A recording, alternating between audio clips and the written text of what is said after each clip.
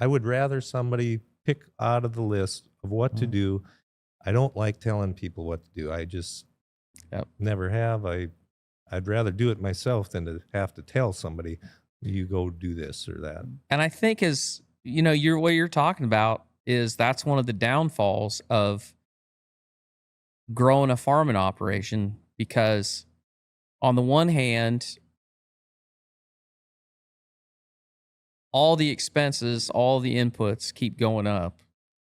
And so, you know, just to stay where you're at, you're having to grow. But then the flip side of that is I know so many guys that at the end of the day, what they enjoyed the work of planting a crop and harvesting a crop. But now they're not the ones doing a lot of it, because congratulations, now they are the HR manager. They are the equipment fleet finance manager. They are the grain marketing manager. They are the rent negotiator. They have all these hats that they're wearing, and it gets back to that joy. It's like they look out there and employee number 3 is running the combine, and that's really all. You know, like all of it started, and we all thought, boy, it'd sure be nice to have equipment that doesn't break down, and, you know, we could just plant all the corn or harvest all the corn and not have anything go wrong. Boy, that'd really be nice. But it's just this. I think that's one of the biggest struggles we have in agriculture is you end up having to wear a lot of hats that you never intended on wearing. Yeah, and it's well, we're still learning. Yeah. I always thought at some point you would perfect everything that you have done for most of your life, and you'd know how to do it perfectly. But I used to run a soybean combine, and in the many years ago, Mom used to run one, Dad and I, and then I think Mom got out of it. Randy took over, and now Randy and I are not in the combines at all anymore. And and now we're trying to keep everything moving instead of actually doing the stuff that needs to be done. So this isn't on the list, but I wanted to ask you this. So something that's happened to me just in the last year, I feel like I'm hitting that age where now then people younger than me look at me and they think I'm supposed to have wisdom, but I don't feel like I'm that person. And it kind of freaks me out. Like, it's that same thing. Like, I always felt like my dad, like, that was wisdom. Like, right or wrong, he knew everything about everything. But maybe he felt like you do now, though. Well, gosh, I hope not, because he lived to be 99. I hope that at some point I actually do feel like I know some stuff. But now then, when people ask, like, you get to an age and people start to look at you like you're supposed to have it figured out. Yeah. And I'm like, oh boy. Right. Yeah. It's just a weird, that's all part of getting older, but it's There's pretty also weird. a flip side to that. Sometimes the young guys don't respect the wisdom. True. Because I am very bad at telling a person how to do it, but by gosh, if I see him doing it, I can. Oh no! Don't do it not that like way. that. Yeah, but that goes back to, I think, I just know how to do it. I don't remember how to do it until I am actually physically doing that job. So I don't know. Some guys maybe are meant to have a bunch of employees. Any farm that has nothing but employees, I cannot. I wouldn't want to have nothing to do with that. That would drive me nuts. Mm-hmm. I don't think I could do it. What are you guys excited about as you look forward from where you are today? What do you think is what gets you excited for the future? What do you think is an opportunity for your operation? Could be family too, I guess. Could be anything. I guess that's one of them questions like the grain bin guy asked me. I don't know how to Opportunity answer to that. stay in business. Yeah, it just hopefully, yeah, right. Finish it out here, and I guess my new last few years, my prayer has been to let me know when enough is enough, or when to say, okay, that's it. I always thought I'd be that guy that would be in the tractor till he couldn't get in the tractor. I don't foresee that happening anymore. I think I might come or want to drive a tractor every once in a while, but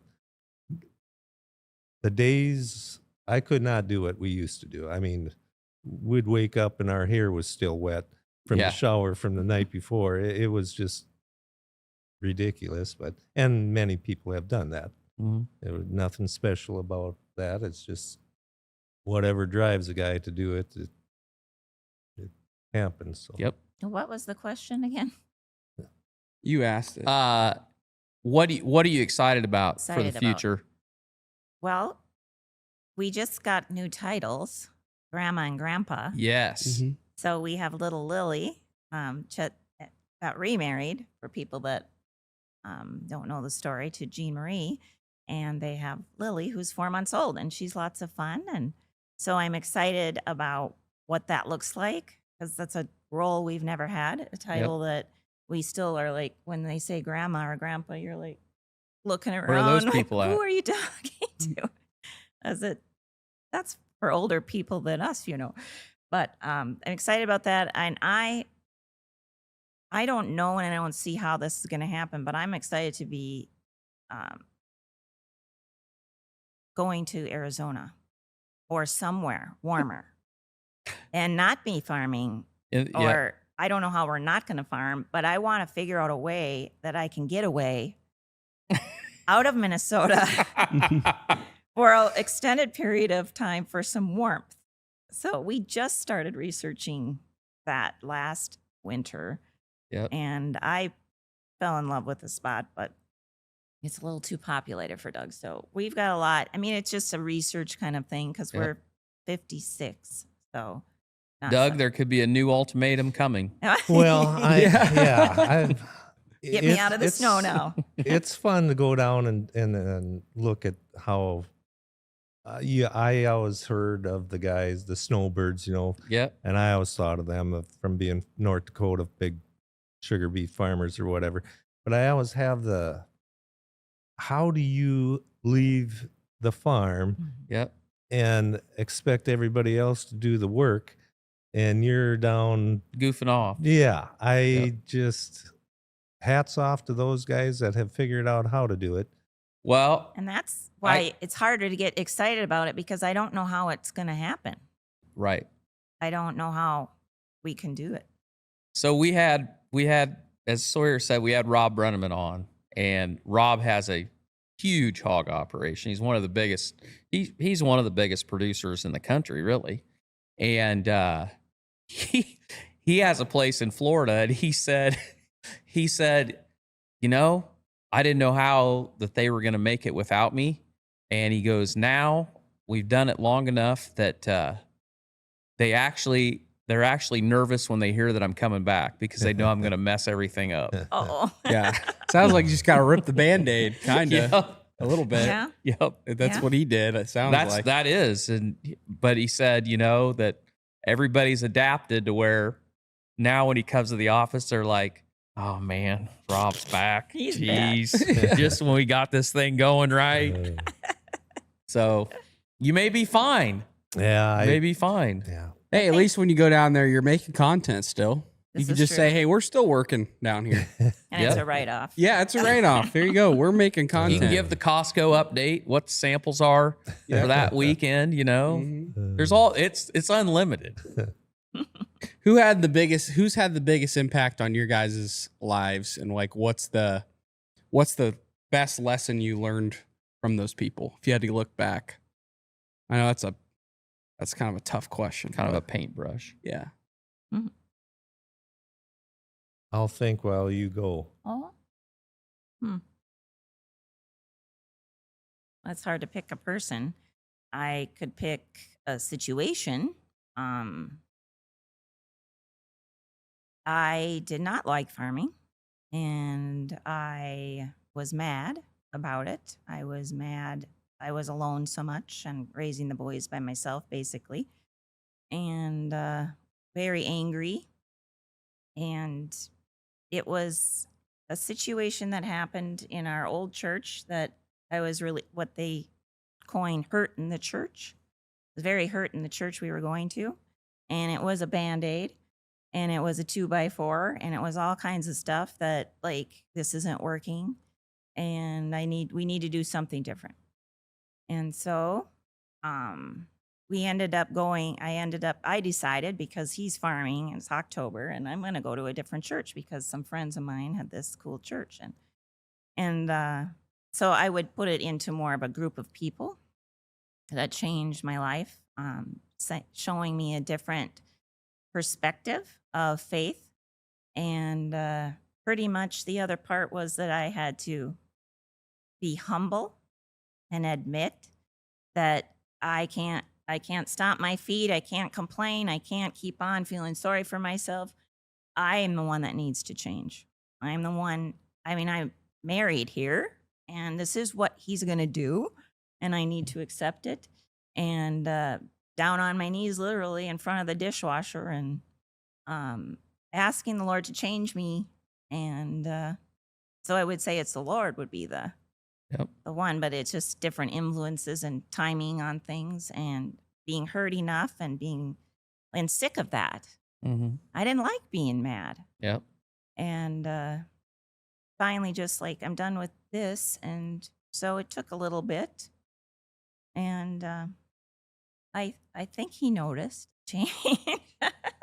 I hope so. But then the real problem happened after harvest, and make hay when the sun shines.